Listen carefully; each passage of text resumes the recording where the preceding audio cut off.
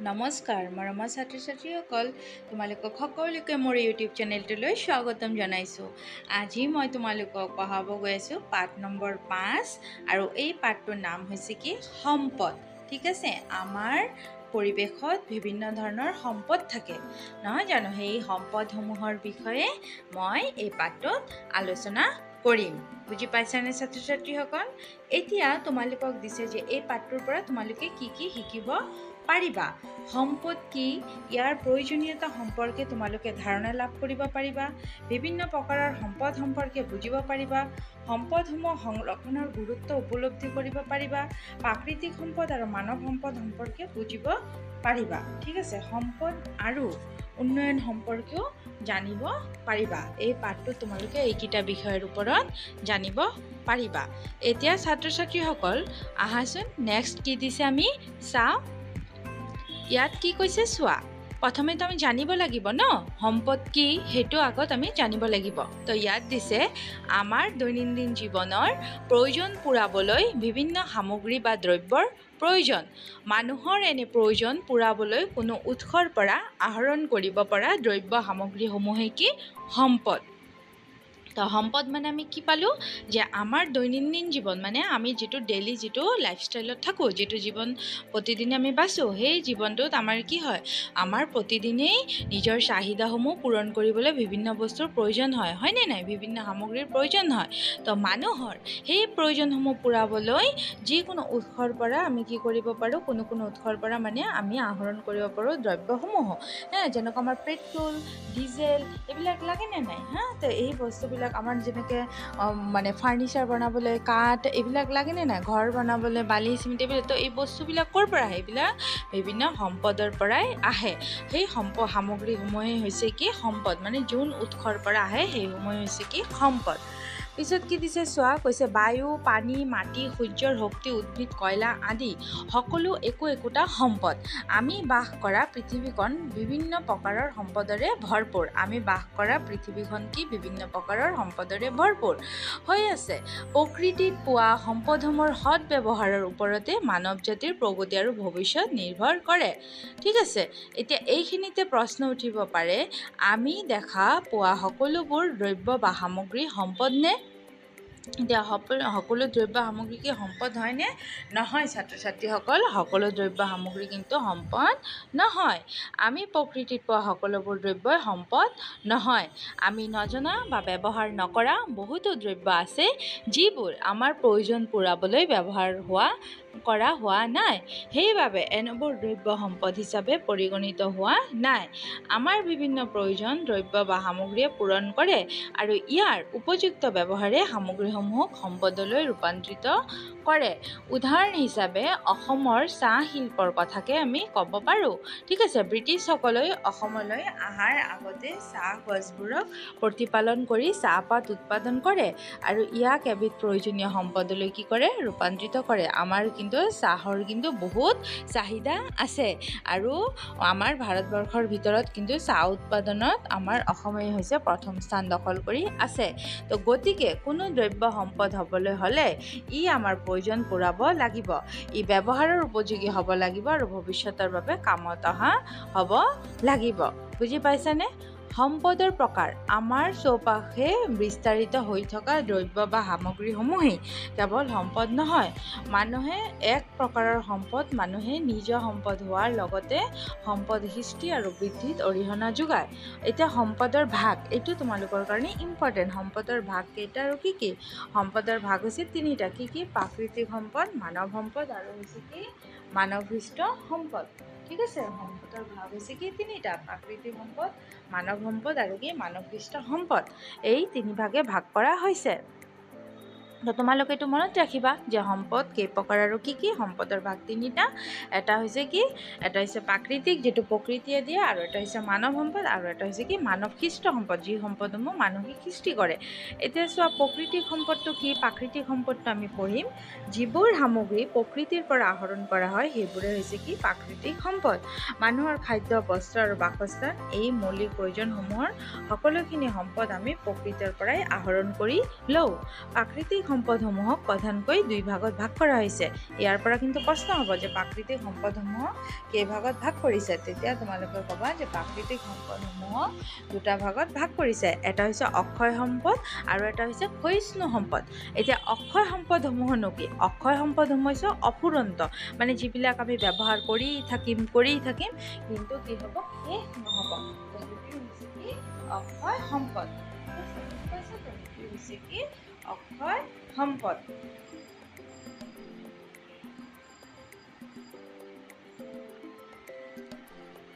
এতিয়া নেক্সট কি কৈছে চোৱা, সেইটো হৈছে কি অক্ষয়। মানুহে অহৰহ ব্যৱহাৰ কৰিও ইয়াক শেষ কৰিব নোৱাৰে। বৰষুণ, বায়ু শক্তি, সৌৰশক্তি আদি অক্ষয় সম্পদৰ উদাহৰণ। ক্ষয়িষ্ণু সম্পদ হৈছে দুই প্ৰকাৰ। ক্ষয়িষ্ণু সম্পদ হৈছে কি? দুই প্ৰকাৰ, নৱীকৰণ সম্পদ আৰু এটা হৈছে অনৱীকৰণক্ষম সম্পদ। ঠিক আছে, এতিয়া ক্ষয়িষ্ণু সম্পদটোক আকৌ দুটা ভাগত ভাগ কৰিছে। এতিয়া যদি তোমালোকক অক্ষয় সম্পদৰ উদাহৰণ দিব দিয়ে, তেতিয়া তোমালোকে বৰষুণ, বায়ু শক্তি এইবিলাক তোমালোকে উদাহৰণ দিবা। ঠিক আছে, বুজি পাইছেতো? নেক্সট চোৱা কি কৈছে, এতিয়া নৱীকৰণ সম্পদ বুলিলেনো কি বুজো আমি, সেইটো ইয়াৰ পৰা আমি জানিব লাগিব। এতিয়া সদায় কিন্তু আহে নৱীকৰণক্ষম বা নৱীকৰণ সম্পদ বুলিলে কি বুজে, এইটো পৰীক্ষাত খুব দিয়ে। তো এতিয়া তোমালোকেতো জানিব লাগিব নৱীকৰণ সম্পদটোনো কি। এই শ্ৰেণীৰ সম্পদসমূহ মানুহে অহৰহ ব্যৱহাৰ কৰি থাকিলেও শেষ নহয়, কাৰণ প্ৰকৃতিয়ে তাক নৱীকৰণ কৰি থাকে। উদাহৰণস্বৰূপে মাটি, পানী, বায়ু, প্ৰাকৃতিক ঘাঁহনি, অৰণ্য, বন্য জীৱ জন্তু আদি এইবিলাক হৈছে কি? নৱীকৰণ সম্পদ। এইটো মন কৰিবলগীয়া যে এক বিশেষ সময়ৰ ভিতৰত প্ৰাকৃতিকভাৱে স্থানান্তৰণ, পৰিৱৰ্তন আৰু পুনৰ উৎপাদনৰ জৰিয়তে সম্পদসমূহৰ নৱীকৰণ সম্ভৱ হয়। এনে সম্পদ এবাৰ ব্যৱহাৰ কৰাৰ পিছতো পুনৰ ব্যৱহাৰৰ সুবিধা থাকে। এতিয়া তোমালোকক যদি ডেফিনেশ্যন বা সংজ্ঞা সোধে যে নৱীকৰণ সম্পদ কাক বোলে, তো তোমালোকে ক'বা যি সম্পদসমূহ আমি এবাৰ ব্যৱহাৰ কৰিও পুনৰাই ব্যৱহাৰ কৰিব পাৰোঁ, শেষ নহয়, সেইসমূহেই হৈছে কি? নৱীকৰণক্ষম সম্পদ। মানে আমি পুনৰাই উৎপাদনৰ জৰিয়তে সম্পদসমূহ আকৌ ব্যৱহাৰ কৰিব পাৰোঁ। বুজি পাইছানে? ইয়াৰ চোৱা প্ৰাকৃতিক ঘাঁহনি এটাৰ ছবি দি তোমালোকক বুজাব চেষ্টা কৰিছে। বুজি পাইছেতো? সদায় কিন্তু মই তোমালোকক এই পাঠটো আগতে বুজাই দিয়াৰ কাৰণ এইটোৱেই, যাতে তোমালোকে এই পাঠটোৰ বিষয়বস্তুখিনি তোমালোকে খুব ধুনীয়াকৈ বুজি পোৱা। কাৰণ কি হয়, আমাৰ এটা শ্ৰেণীৰ পাঠৰ লগত নেক্সট আনটো শ্ৰেণীত যেতিয়া যাবা তোমালোকে, সেই আপাৰ ক্লাছৰ সেই কিতাপসমূহৰ লগত, চাপ্টাৰসমূহৰ লগত ৰিলেটেড থাকে। তো সেইকাৰণে মই এই বস্তুসমূহ তোমালোকক বুজাই দিবলৈ চেষ্টা কৰিছোঁ। আৰু তোমালোকে খালি প্ৰশ্ন উত্তৰসমূহ খালি লিখিলে নহ'ব, কাৰণ তোমালোকে ইয়াৰ পৰা উত্তৰখিনি জানাৰ আগত তোমালোকে বিষয়বস্তুটো জানিব লাগিব, নহয় জানো? কাৰণ বিষয়বস্তু যোনে ধৈৰ্য ধৰি ভিডিঅ'টো চাব, বিষয়বস্তুসমূহ চাই পেলাই পঢ়িব, সিহঁতৰ সদায় পৰীক্ষাত নম্বৰো পাবলৈ সক্ষম হ'ব। বুজিছানে? এতিয়া নেক্সট চোৱা কি আছে, অনৱীকৰণক্ষম সম্পদ। এবাৰ আহৰণ কৰি ব্যৱহাৰ কৰাৰ পাছত এই সম্পদ পুনৰ সৃষ্টি নহয় আৰু প্ৰকৃতিয়ে এইবোৰ পুনৰ উৎপাদন নকৰে। যেনে খনিজ পদাৰ্থ, তাম, লৌহ, জীৱাশ্ম ইন্ধন, কয়লা, খাৰুৱা তেল ইত্যাদি। এনে সম্পদসমূহ অনৱীকৰণক্ষম বাবে ইয়াৰ ব্যৱহাৰৰ ক্ষেত্ৰত মিতব্যয়ী হোৱাটো দৰকাৰ। আৰু অনৱীকৰণক্ষম হৈছে যিবিলাক আমি এবাৰ ব্যৱহাৰ কৰিলে কিন্তু পটককৈ সেইবিলাক পুনৰ উৎপাদন প্ৰকৃতিয়ে নকৰে। কৈ দিছে যে এই সম্পদ পুনৰ সৃষ্টি নহয় আৰু প্ৰকৃতিয়েও এইবোৰ পুনৰ উৎপাদন নকৰে। যেনে কি তাম, লৌহ, জীৱাশ্ম, খনিজ ইন্ধন, এইবিলাক হৈছে অনৱীকৰণক্ষম সম্পদৰ উদাহৰণ। ঠিক আছে? আৰু ছাত্ৰ ছাত্ৰীসকল, তোমালোকে এটা বস্তু কি কৰিবা জানা, যেতিয়া নৱীকৰণযোগ্য সম্পদ কাক বোলে বা নৱীকৰণক্ষম বা নৱীকৰণযোগ্য সম্পদ কাক বোলে যদি সোধে, তেতিয়া তোমালোকে সদায় সংজ্ঞাটো লিখি এটা উদাহৰণ দি দিবা, এটা দুটা লাষ্টত উদাহৰণ দি দিবা। তেতিয়া তোমালোকে নম্বৰটো পাবলৈ সক্ষম, ভাল নম্বৰ পাবা। ঠিক আছে? এতিয়া জানি থোৱা আহা কি দিছে চোৱা, মন কৰিবলগীয়া যে নৱীকৰণক্ষম সম্পদসমূহ সময়ত গৈ অনৱীকৰণক্ষম সম্পদ হৈ যাব পাৰে, যদিহে আমি এনে সম্পদসমূহ পুনৰ সৃষ্টি হোৱাৰ পৰিমাণতকৈ অধিক হাৰত ব্যৱহাৰ কৰোঁ। উদাহৰণস্বৰূপে আমাৰ প্ৰয়োজনত অৰণ্য আৰু জীৱ জন্তুৰ আহৰণ কৰোঁতে যদি ইয়াৰ স্বাভাৱিক বৃদ্ধিৰ তুলনাত অধিক হাৰত ব্যৱহাৰ কৰা হয়, তেতিয়া তেনে সম্পদৰ পৰিমাণ ক্ৰমান্বয়ে কমি যাব আৰু নিঃশেষ হ'বলৈ ধৰিব। বৰ্তমান পৃথিৱীত মানুহৰ অপব্যৱহাৰৰ ফলত বহুতো সম্পদ এনেদৰে নিঃশেষ হ'বলৈ ধৰিছে। বুজি পাইছে তো নেক্সট কি আছে চোৱা উৎসৰ ওপৰত ভিত্তি কৰি প্ৰাকৃতিক সম্পদসমূহক দুটা ভাগত ভগাব পাৰি উৎসসমূহৰ ওপৰত ভিত্তি কৰি প্ৰাকৃতিক সম্পদসমূহক দুটা ভাগত ভগাব পাৰি যেনে জৈৱিক আৰু অজৈৱিক সম্পদ জীৱিত জীৱ জগতৰ পৰা আমি যি সম্পদ আহৰণ কৰোঁ সেয়াই হৈছে জৈৱিক সম্পদ ঠিক আছে জীৱ জগতৰ পৰা আমি যি সম্পদ আহৰণ কৰোঁ সেইবিলাকে হৈছে কি জৈৱিক সম্পদ এতিয়া প্ৰাকৃতিক সম্পদ আকৌ দুটা ভাগত ভাগ কৰিছে জৈৱিক আৰু অজৈৱিক নেক্সট কি কৈছে চোৱা কৈছে উদ্ভিদ জগতৰ পৰা পোৱা বিভিন্ন শস্য ফল মূল শাক পাচলি জন্তুৰ পৰা আহৰণ কৰা বিভিন্ন সামগ্ৰী জৈৱিক সম্পদৰ উদাহৰণ মানুহে জৈৱিক সম্পদৰ অন্তৰ্গত মানুহ হৈছে কি কোন সম্পদৰ জৈৱিক সম্পদৰেই অন্তৰ্গত এতিয়া প্ৰশ্ন দিব পাৰে মানুহ কোন সম্পদৰ অন্তৰ্গত তেতিয়া তোমালোকে কি লিখিবা জৈৱিক সম্পদৰ অন্তৰ্গত আৰু জৈৱিক সম্পদটো প্ৰাকৃতিক সম্পদৰ এটা কি ভাগ ঠিক আছে বুদ্ধি বৃত্তি থকা প্ৰাণী হিচাপে মানুহে নিজৰ উন্নয়ন সাধিব পাৰে মানুহে প্ৰাকৃতিক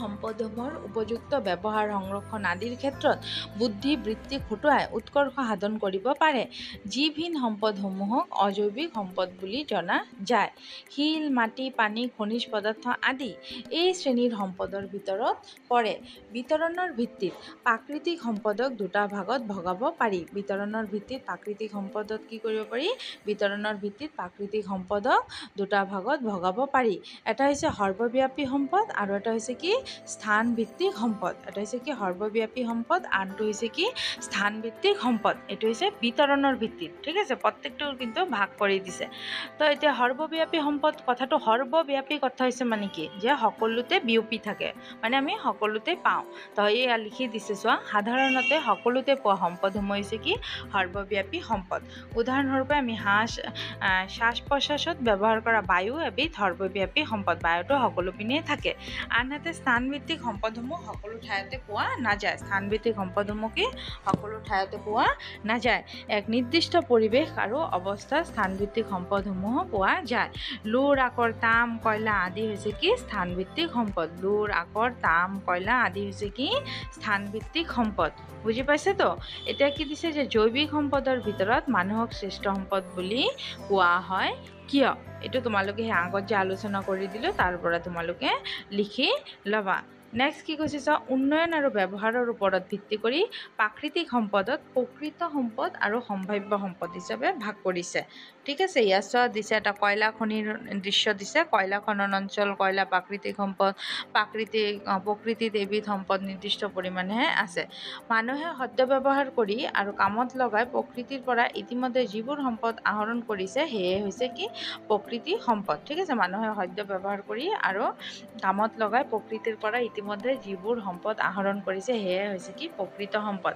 এনে সম্পদৰ পৰিমাণ অনুমান কৰিব পৰা যায় এনে সম্পদৰ পৰিমাণ কি অনুমান কৰিব পৰা যায় কয়লা পেট্ৰলিয়াম ইউৰেনিয়াম আদি সম্পদসমূহ এই শ্ৰেণীৰ সম্পদৰ অন্তৰ্গত এইবিলাক হৈছে কি প্ৰকৃত সম্পদৰ অন্তৰ্গত ঠিক আছে তো ইয়াতে তোমালোকে চিনাৰীসমূহ চাবা কেতিয়াবা চাই তোমালোকে এই কয়লাটো কি আমি ব্যৱহাৰ খনন কৰি আছে আৰু আমি ব্যৱহাৰ কৰি আছে এটা সময়ত কি হ'ব এই কয়লাটো নিশেষ হৈ যাব ঠিক আছে এতিয়া কি কৈছে চোৱা কৈছে যিবোৰ সম্পদে আমাৰ ভৱিষ্যত উন্নয়নত সহায় কৰা সম্ভাৱনা অধিক আৰু ইয়াৰ বৰ্তমান ব্যৱহাৰে তেনে সম্ভাৱনাৰ উমান দিয়ে সেই সম্ভাৱ্য সম্পদ সম্ভাৱ্য মানে কি সম্ভাৱতা আছে সম্ভাৱনীয় অৱস্থাত আছে তো সেইটো হৈছে কি সম্ভাৱ্য সম্পদ যিবিলাক আমি ভৱিষ্যততো ব্যৱহাৰ যিবোৰ সম্পদ কি হ'ব আমাৰ ভৱিষ্যতত উন্নয়নতো সহায় কৰাৰ বেছি সম্ভাৱনা থাকে তো সেইবিলাকে হৈছে কি সম্ভাৱ্য সম্পদ এই শ্ৰেণীৰ সম্পদ মজুত থকাৰ পৰিমাণ নিশ্চিতকৈ জনা সম্ভৱ নহ'ব পাৰে কিন্তু অৰ্থনৈতিক ক্ষেত্ৰত এনে সম্পদ অতি গুৰুত্বপূৰ্ণ বুজি পাইছেনে ছাত্ৰ ছাত্ৰীসকল ইয়াতে চোৱা এইবিলাক কিন্তু বহুত তোমাৰ বতাহ কলৰ ছবি দিছে এটা চাইছেনে উপকূলীয় আৰু পাহাৰীয়া অঞ্চলৰ সজোৰেৰে বল বতাহৰ পৰা বতাহ কলৰ জৰিয়তে কি কৰি আছে বিদ্যুৎ উৎপাদন কৰি আছে এনে বতাহক সম্ভাৱনাপূৰ্ণ সম্পদলৈ ৰূপান্তৰ কৰিব পৰা যায় এই পাহাৰৰ মাজে যে বতাহ যে বৈ থাকে সেই বতাহসমূহৰ পৰাও এনেকৈ মানুহে কি কৰিছে বিদ্যুৎ উৎপাদন কৰি আছে বুজি পাইছে তো পানীৰ পৰা যেনেকৈ বিদ্যুৎ উৎপাদন কৰে তেনেকৈ বতাহৰ পৰাও উৎপাদন কৰি আছে এতিয়া জানি থোৱা কি দিছে চোৱা পানী এবিধ মূল্যৱান প্ৰাকৃতিক সম্পদ পৃথিৱীৰ মুঠ জলভাগৰ প্ৰায় 97% 97% সমুদ্ৰৰ লুণীয়া পানী আৰু 3%হে সাধাৰণ পানী এই কম অংশৰো 3% সাধাৰণ পানী সকলোখিনি পানী আমি পোনে পোনে পোৱাটো সম্ভৱ নহয়, কিয়নো ইয়াৰ একাংশ পানী মেৰু অঞ্চলত বৰফ আকাৰে আছে। পৃথিৱীৰ সমগ্ৰ পানীৰ তুলনাত ভূপৃষ্ঠ আৰু মাটিৰ তলৰ পৰা সহজে পোৱা অলুণীয়া পানীৰ পৰিমাণ 0.003%। গতিকে পৃথিৱীত থকা পানীৰ পৰিমাণ অত্যাধিক যদিও ব্যৱহাৰযোগ্য পানীৰ পৰিমাণ অতি কম, আৰু ই আমাৰ অমূল্য সম্পদ। দেখিছানে, এই যে 0.0003% পানীহে আমি ব্যৱহাৰ কৰোঁ। এনে কিন্তু পৃথিৱীত পানীৰ ভাগ বেছি, কিন্তু সকলোখিনি পানী আমি লুণীয়া হোৱাৰ, লবণাক্ত হোৱাৰ বাবে আমি ব্যৱহাৰ কৰিব নোৱাৰোঁ। বুজি পাইছাতো? এতিয়া চোৱা, এই চিত্ৰটো চোৱা, ইয়াত কি কৰিছে, এই মেপিংটো তোমালোকক কনচেপ্টটো দি দিব দিছে যে এই যে প্ৰাকৃতিক সম্পদটো কেনেকৈ, কোনটোৰ ওপৰত কেনেকৈ ভিত্তি কৰি কি ভাগ কৰিছে, সেইটো তোমালোকক ইয়াতে দি দিছে। ঠিক আছে, প্ৰাচুৰ্যৰ ওপৰত ভিত্তি কৰি নৱীকৰণক্ষম আৰু অনৱীকৰণক্ষম, উৎপত্তিৰ ওপৰত ভিত্তি কৰি জৈৱিক সম্পদ, অজৈৱিক সম্পদ, বিতৰণৰ ওপৰত ভিত্তি কৰি সৰ্বব্যাপী সম্পদ, স্থানভিত্তিক সম্পদ, উন্নয়ন আৰু ব্যৱহাৰত ভিত্তি কৰি প্ৰকৃত সম্পদ আৰু সম্ভাৱ্যপূৰ্ণ সম্পদ। এতিয়া এই প্ৰাকৃতিক সম্পদৰ শ্ৰেণী বিভাজনটো দিছে। তোমালোকে এই চাৰ্টটো ধুনীয়াকৈ মনত ৰাখিলে খুব ধুনীয়াকৈ তোমালোকে সেই বাকীবিলাক মানে লিখিব পাৰিবা। ঠিক আছে, তোমালোকে এক কাম কৰিবা, এইটো বহীত উঠাই পেলাই তলে তলে কি কৰিবা, আৰু এটা আঁচ টানি উদাহৰণকেইটাও লিখি ল'বা। যেতিয়া উদাহৰণৰ সৈতে একেলগে পঢ়িবা তেতিয়া আৰু বেছি মনত থাকিব। ঠিক আছে, নেক্সট কি আছে চোৱা, মানৱ সম্পদ আৰু মানৱসৃষ্ট সম্পদ। এতিয়া আমি এইটো পঢ়িম। মানুহ এবিধ শ্ৰেষ্ঠ জৈৱিক সম্পদ। ব্যক্তিৰ বুদ্ধিমত্তা, কৰ্মদক্ষতা আৰু কৌশল, উৎপাদন ক্ষমতা আৰু কৰ্মৰ আচৰণবিধি এখন দেশৰ মানৱ সম্পদ সৃষ্টি কৰাৰ প্ৰধান কাৰক। আৰু এইকেইটা গুণ থকাৰ বাবেই কিন্তু মানুহ এবিধ শ্ৰেষ্ঠ জৈৱিক সম্পদ। বুজিছানে?